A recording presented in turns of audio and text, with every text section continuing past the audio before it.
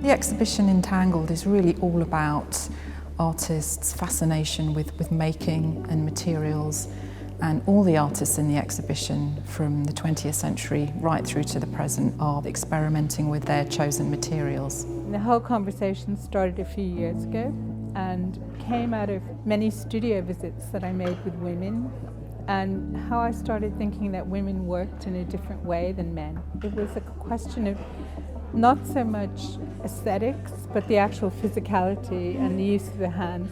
We have 45 artists from all over the world, and the only thing they have in common is that they're all women and their use of materiality.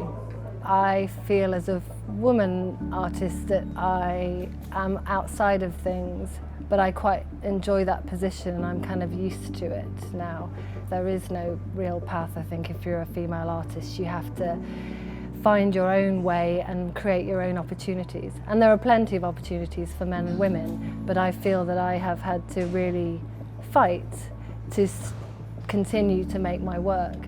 A major influence has been the work of Louise Bourgeois. I found the emotional content of her work so powerful, and that really drove my own practice, I suppose. I was a bit obsessed by her approaches to different materials, and her work gave me the confidence to kind of pursue my own direction and not play safe, perhaps, with certain subject matter.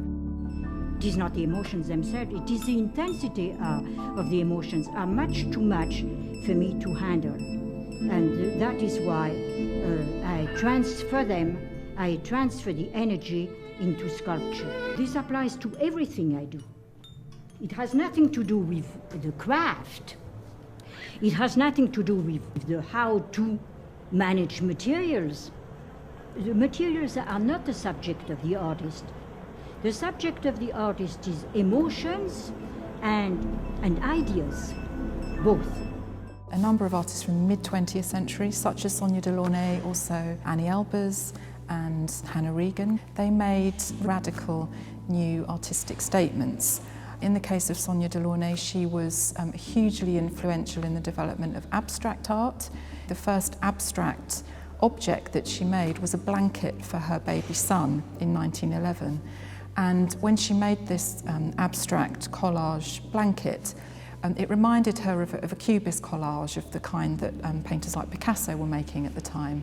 And she then took this idea and applied this very radical, colourful, abstract language to a whole range of different techniques and media throughout her career. So she was a hugely influential figure. Je crois que ce qui est merveilleux, c'est que vous ayez exprimé vos conceptions artistiques dans la vie de tous les jours, enfin sous forme de robes. Vous avez été la première à faire des robes abstraites. Oui, moi j'ai toujours tout changé autour de moi. J'ai commencé à faire les robes. Des croquis, j'en ai toujours fait. Et je dois dire que c'est ça qui a aidé la peinture moderne de rentrer dans la vie. Parce qu'à l'époque, le moderne était une bête noire. Having historic figures against young figures is really interesting as well, and giving younger artists a chance to respond to this work, so that you're responding to the wonderful work of Eva Hess.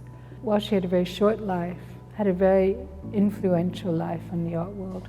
I think Eva Hesse really opened the kind of minimalistic language, and she put a kind of organic view to it. It began to get alive, and this is what, for me, is the important key of her work. Women weren't even seen, so that you were invisible. Eva was doing this extraordinary work, and being seen by a few people. So that broke some barriers, and I could see the cracks happening in the male-dominated system. Her belief was simple. I'm an artist, and I want to be known as an artist. Anytime they tried to make her a woman artist, she got furious. Well, since I was a kid, I always enjoyed making things, but I didn't know so much about art. I had these ideas what an artist was. Then I was introduced to work, for example, of this wonderful Eva Hesse. And I remember it was just all of a sudden there was just this window that opened up And I knew where I belonged to. There's this subtle line because I could have been kept out of it.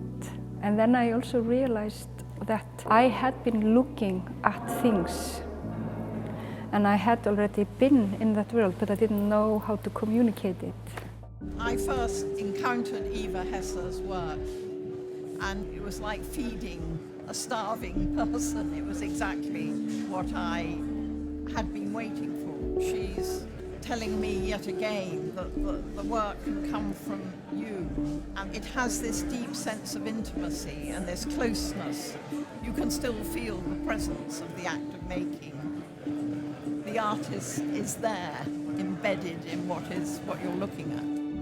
And to see Judith Scott, who was born profoundly deaf and was finally institutionalized in a sense, but in a creative way, and who wrapped things. And you don't know what's inside them. We have our little name for one of them. We call it the mummy, because it looks like there's a mummy inside, but who knows. But it gives other younger people an idea of how to use materials. I think she's become a bolder, more abstract artist as she's matured through her career. She's almost choosing more contemporary, more modern materials. She had the same access to those materials all along, but she's choosing different things.